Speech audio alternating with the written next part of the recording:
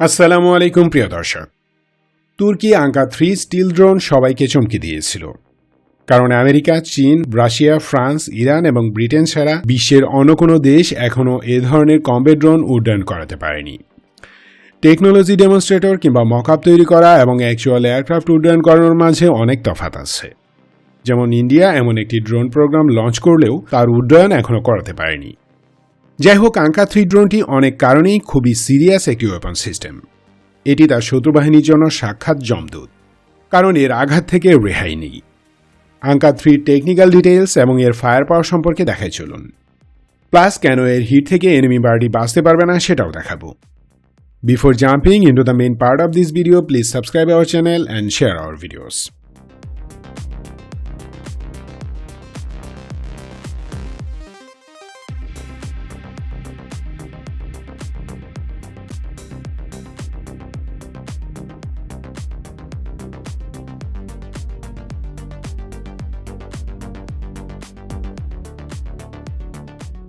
শুরুতেই আঙ্কা-3 technical and performance specifications এবং armaments related ইনফোগুলো দেখাবো। তবে তার আগে আঙ্কা স্টিল ডিজাইন সম্পর্কে একটু বলি। আঙ্কা-3 আকৃতিগত ডিজাইন বা জিওমেট্রি হলো ফুললি স্টিল। এতে কোনো লেজ বা টেল নেই, ফলে রেডার ক্রস সেকশন একদম কম, অনেকটাই উড়ন্ত শিকারী ইগলের মতো। এয়ারফ্রেমের এই ডিজাইনের কারণে আঙ্কা-3 এক্সটেন্সিভ স্টিল ক্যারেক্টার অর্জন করেছে। তবে শুধু আকৃতিগত ডিজাইন দিয়ে স্টিল বৈশিষ্ট্য অর্জিত হয় না। এজন্য প্রয়োজন পঞ্চম প্রজন্মের software, networking architecture, subsystem integration এবং সেন্সর ফিউশন। যেমন আপনার আইফোন 15 প্রো ম্যাক্সের অপারেটিং সিস্টেম হলো মূল software, AirDrop, wifi, mobile data ও এনএফসি হলো নেটওয়ার্কিং আর্কিটেকচার এবং ক্যামেরা অ্যান্ড স্পিকার হলো সাবসিস্টেম। সর্বোপরি এই সবগুলো ফিচার সুন্দরভাবে সমন্বয় করা হলো system integration plus sensor fusion. যেহেতু এখনও ডেভেলপমেন্ট স্টেজে আছে, সেহেতু অনেক কিছুই চেঞ্জ হবে, আরও নিখুঁত করে তারপরই ফাইনাল প্রোডাক্ট বানাবে তুর্কিরা। যাই হোক, one thing to remind you, এখানে প্রদত্ত ইনফরমেশনের অনেকগুলোই আনুমানিক। বোঝার সুবিধার্থে টার্কিশ এরোস্পেস প্রদত্ত স্পেসিফিকেশনগুলো ছাড়া বাকিগুলোতে স্টার যুক্ত করা আছে। টেকনিক্যাল স্পেক: দৈর্ঘ্য 23 ফিট 9 ইঞ্চি, প্রস্থ 36 ফিট, উচ্চতা 7 feet, maximum take off weight 6.5 ton, payload 1200 KG, engine একটি low bypass turbofan. Performance: maximum ও ক্রুজ স্পিড যথাক্রমে 787 এবং 463 কিলোমিটার প্রতি ঘন্টায়। Maximum altitude 40,000 feet, operational altitude 39,000 feet, endurance 10 ঘন্টা। আর্মামেন্টস: আঙ্কা-3 ডানার নিচে এবং পেটের ভিতরে বিভিন্ন রকমের এরিয়াল বোমা ও মিসাইল মিলিয়ে ম্যাক্সিমাম 1200 কেজি আর্মামেন্টস ক্যারি করবে। ডানার ভিতরের দিক এবং ফিউজুলাজের নিচের স্লটে 650 কেজি ওজনের যে কোনো বোমা অথবা মিসাইল বহন করতে পারবে। পেটের ভিতর অর্থাৎ ইন্টারনাল ওয়েপন্স বেতেও একই ধরনের অস্ত্র বহনে সক্ষম। এটি এয়ার টু এয়ার এবং এয়ার টু গ্রাউন্ড মিসাইল ও বোমা ফায়ার করতে পারবে। আঙ্কা-3 ওয়েপন্স লিস্টে আছে ফ্রি ফল বোমা like Mark 82 series, precision guided munitions যেমন তেবের, মাম সিরিজ ও এইচজিকে, সমজে ক্রুইজ মিসাইল, অ্যালুমটাস anti tank missile, Goktug air to air missile, NEB ও সার্ভ 83 বাংকার বাস্টার বোমা, অ্যান্টি রেডিয়েশন মিসাইল ইত্যাদি।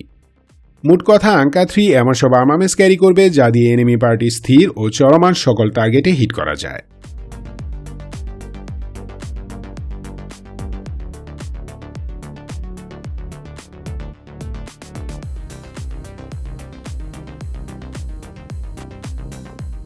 আঙ্কা-3 প্রথম উন্মোচন করা হয় 2023 সালের মার্চ মাসে, মানে টার্কিশ প্রেসিডেন্ট ইলেকশনের ঠিক কয়েকদিন আগে।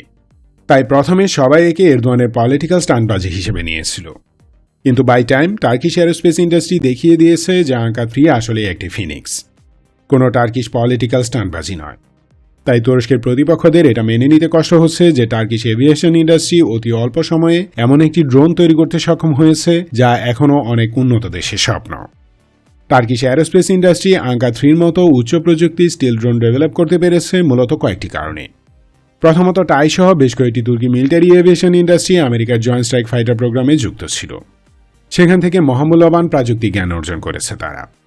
দ্বিতীয়ত, জিএসএফ প্রোগ্রামে ডেভেলপমেন্টাল পার্টনার হিসেবে স্টিলথ এয়ারক্রাফট ডিজাইন এবং ম্যাটেরিয়াল প্রস্তুতকরণের বিভিন্ন টেকনোলজিও তুর্কিরা পেয়ে যায়। তৃতীয়ত, মনুষ্যযুক্ত কিংবা মনুষ্যবিহীন যে কোনো এয়ারক্রাফট তৈরি করতে হলে জানতে হয় যে সেই আকাশযানের মিশন রিকোয়ারমেন্ট কী হবে, মানে সেই বিমান দিয়ে ঠিক কী কাজ কিভাবে করা হবে। এবং সর্বোপরি এসব তথ্য, প্রযুক্তি এবং দক্ষ জনবলের সমন্বয়ে তুরস্ক তৈরি করেছে আঙ্কা-3, স্টিল ফাইটার কান এবং বাইরাক্তার কিজিলেলমা।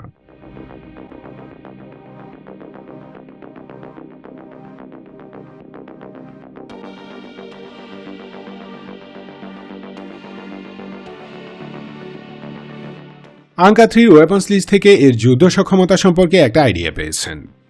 মিশন রিকোয়ারমেন্ট অর্থাৎ এর কমব্যাট অ্যাকশনগুলো হবে মূলত আইএসআর অর্থাৎ intelligence, surveillance and reconnaissance, high value enemy টার্গেটে স্ট্রাইক চালানো এবং suppression and destruction of enemy air defences, মানে শত্রু এয়ার ডিফেন্স সিস্টেমের উপর বহুমুখী আক্রমণ চালানো, অর্থাৎ ভূমিতে অবস্থিত শত্রু টার্গেটে বিভিন্ন রকম মিউনিশনস দিয়ে স্ট্রাইক মিশন পরিচালনা করা। এসব স্ট্রাইকের জন্য Anka-3 তুরস্কের তৈরি প্রায় সকল air to ground munitions carry করবে। পাশাপাশি তা enemy helicopter, propeller driven aircraft এবং ড্রোনও শুটডাউন করতে পারবে। এর জন্য আছে গোকতোক ফ্যামিলির এয়ার টু এয়ার মিসাইল। তবে Anka-3 সবচেয়ে ইনক্রেডিবল পাওয়ার হবে এর ইলেকট্রনিক ওয়ারফেয়ার সক্ষমতা। এই drone enemy radar, signal and communication method এবং ইলেকট্রনিক ওয়ারফেয়ার সিস্টেমকে জ্যাম করতে পারবে। মানে শত্রু বাহিনীর যোগাযোগ ব্যবস্থা ও রাডার সিগন্যাল যেমন জ্যাম করতে পারবে, তেমনি তাদের ইলেকট্রনিক ওয়ারফেয়ার সিস্টেমকেও অকেজ করতে সক্ষম।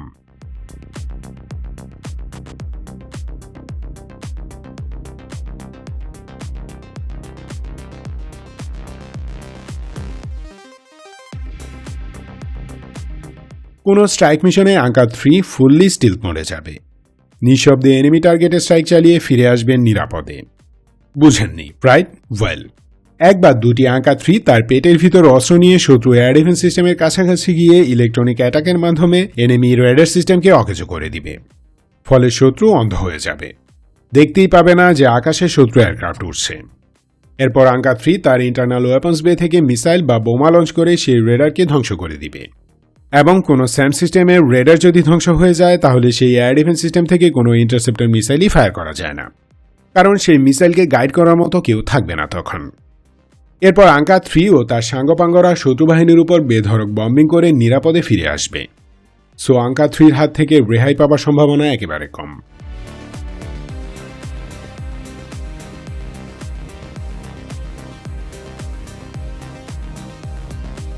Thanks for watching this video. সতর্ক ও সুস্থ থাকুন, দেশকে ভালোবাসুন।